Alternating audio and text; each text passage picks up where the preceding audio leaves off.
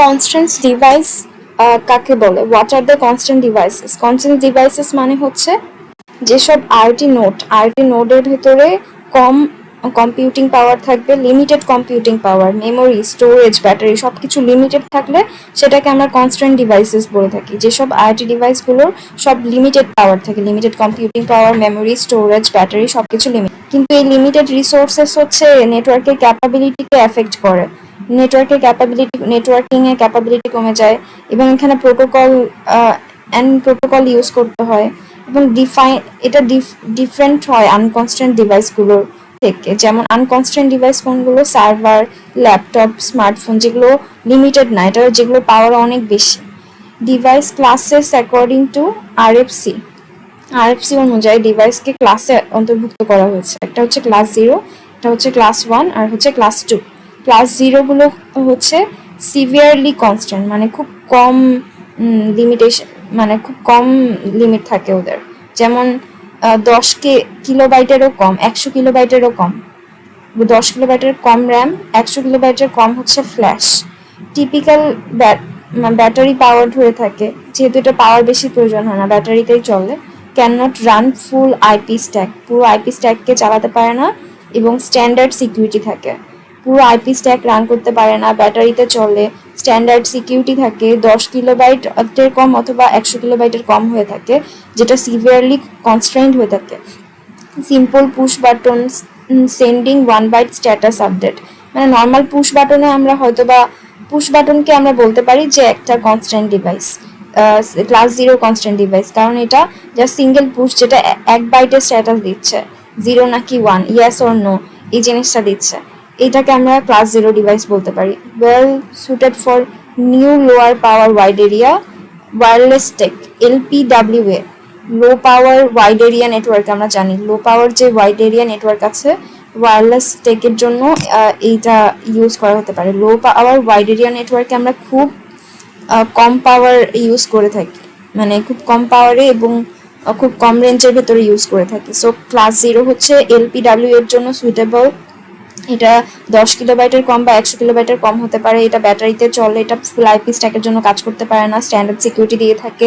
Push বাটনে এটার একটা এক্সাম্পল হতে পারে। ক্লাস 1 ডিভাইসগুলো হচ্ছে 10 কিলোবাইটের সমান অথবা 100 কিলোবাইটের সমান, কিন্তু এটা মোর ক্যাপাবল, এর থেকে ছোট না। আগেটা ছিল 10 কিলোবাইটের থেকে কম র্যাম এবং 100 কিলোবাইটের থেকে কম ফ্ল্যাশ, বাট এটা হচ্ছে 10 কিলোবাইটের সমান বা 100 কিলোবাইটের সমান হচ্ছে হয়ে থাকে। এটা একটু ক্যাপাবল থাকে, ক্লাস 0 থেকে মোর ক্যাপাবল, এবং ফুল আইপি স্ট্যাককে ইজিলি রান করতে পারে না, কিন্তু অপটিমাইজ স্ট্যাক লাইক কোঅ্যাপকে ইউজ করতে পারে।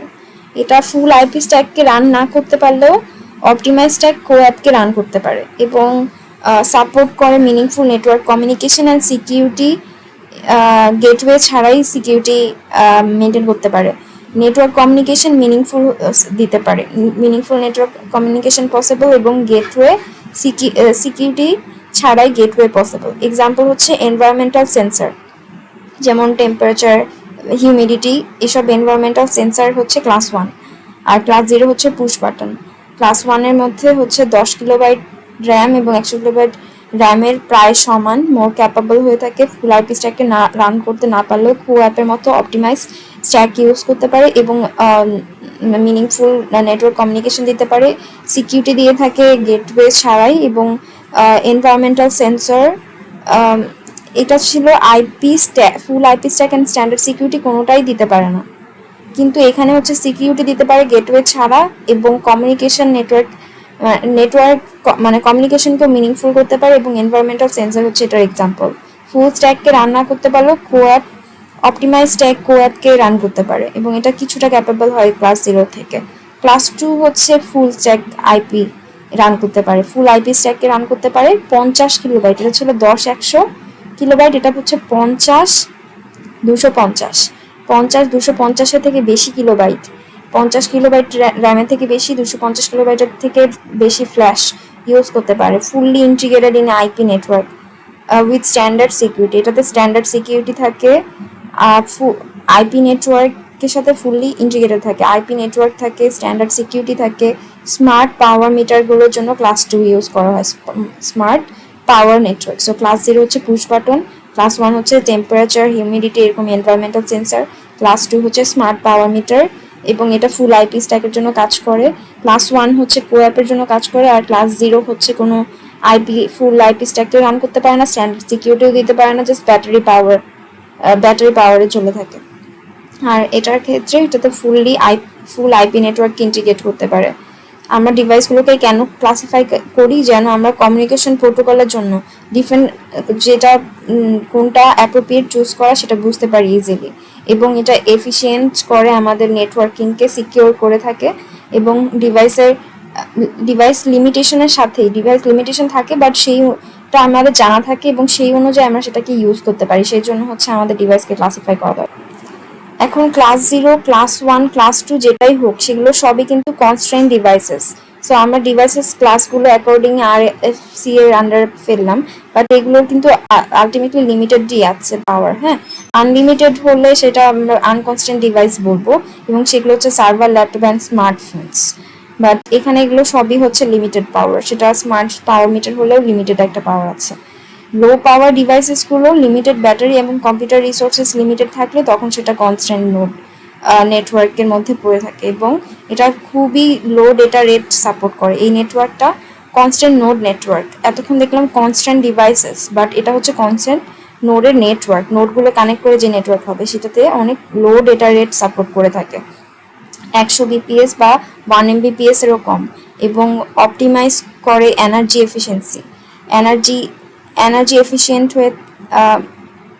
এফিসিয়েন্সকে অপটিমাইজ করে থাকে, মানে এনার্জি কমের মধ্যে কাজ করা ট্রাই করে, এবং কিন্তু অনেক not speed, optimise for energy efficiency but not speed, মানে স্পিড অত হায়ার না, স্পিড ভালো না, বাট এনার্জি এফিসিয়েন্সিটাকে একটু ভালো মতোই কাজ, মানে এনার্জিটা ভালো মতো ইউজ করতে পারে, বাট স্পিড অত ভালো না এটার। But throughput is much lower than raw data rate due to overhead. এটাতে অনেক ওভারহেড হয়, এরর কারেকশনের প্রবলেম থাকে, আবার রিট্রান্সমিশনের প্রবলেমও থাকে। রিট্রান্সমিশন, এরর কারেকশন এবং ওভারহেড করার জন্য অনেক বেশি থ্রুপুট হচ্ছে লোয়ার হয়ে যায়, মানে এটা দক্ষতা হচ্ছে অনেক কমে যায়। কিসের জন্য? ওভারহেডের জন্য, এরর কারেকশনের জন্য, রিট্রান্সমিশনের জন্য, এবং র ডেটা সেন্ডের জন্য।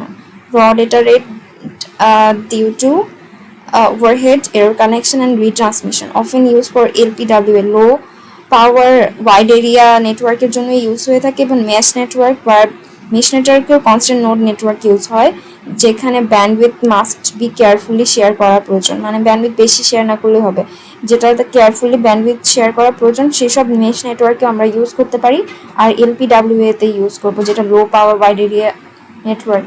Typically send small infrequent upstream messages, মানে স্মল মেসেজ সেন্ড করা, বা ইনফ্রিকুয়েন্ট, যেটা ফ্রিকুয়েন্ট মেসেজ না, আপস্ট্রিম মেসেজ, এই টাইপের মেসেজ সেন্ডের জন্য আমরা নেটওয়ার্কটা ইউজ করে থাকি। তাহলে নেটওয়ার্কে ডেটা রেট কম হয়, নেটওয়ার্কে ওভারহেড, এরর কারেকশন, রিট্রান্সমিশনের জন্য থ্রুপুট কমে যায়, নেটওয়ার্কে এনার্জি এফিশিয়েন্ট হয় কিন্তু স্পিড কম থাকে। LPWA এতে ইউজ করি মেশ নেটওয়ার্কে তখন ইউজ করতে পারবো যখন ব্যান্ডউইথটা হচ্ছে কেয়ারফুলি শেয়ার করা প্রয়োজন হবে, মানে মেশ নেটওয়ার্কে ইউজ করতে পারবো কিন্তু ব্যান্ডউইথ কেয়ারফুলি শেয়ার করতে হবে, এবং স্মল ডেটা যখন সেন্ড করতে হচ্ছে বা স্মল মেসেজ বা ইনফ্রিকুয়েন্ট আপস্ট্রিম মেসেজ, তখন হচ্ছে আমরা এই নেটওয়ার্কটা ইউজ করব। সো কনস্ট্যান্ট নোড নেটওয়ার্কে ডেটা রেট কম থাকে, থ্রুপুট কম থাকে, ল্যাটেন্সি থাকে, ডিটারমিনিজম থাকে, ওভারহেড থাকে, পেলোড থাকে। Overhead, payload, latency, determinism, data rate, throughput, latency, overhead, payload, determinism, throughput, data rate.